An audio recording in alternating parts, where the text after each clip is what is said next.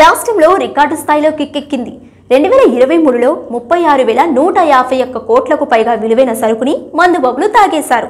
2022లో కంటే దాదాపు 2 కోట్ల విలువైన మద్యాన్ని అత్యధికంగా తాగేసినట్లు తేలింది. అంటే ఈసారి అత్యధికంగానే దండిగా ఆదాయం వస్తుంది అని అంచనా వేస్తున్నారు అధికారులు.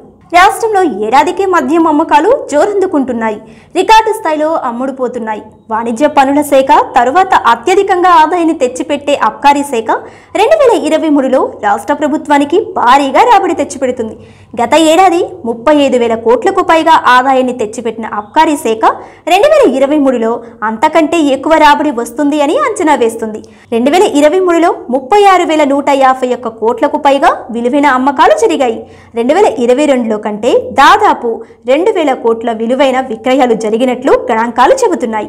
ఉమ్మడి రంగారెడ్డి జిల్లాలో 8,899.44 కోట్లు, హైదరాబాద్లో 3,758.46, వరంగల్లో 3,549.41 కోట్లు విక్రయాలు జరిగినట్లు అబ్కారీ శాఖ గణాంకాలు చెబుతున్నాయి.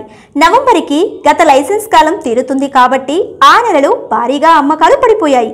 అయితే డిసెంబర్లో అత్యధికంగా 4,297 కోట్లు అమ్ముడుపోయి రికార్డును నెలకొల్పినట్లు అధికారులు అంచనా వేస్తున్నారు.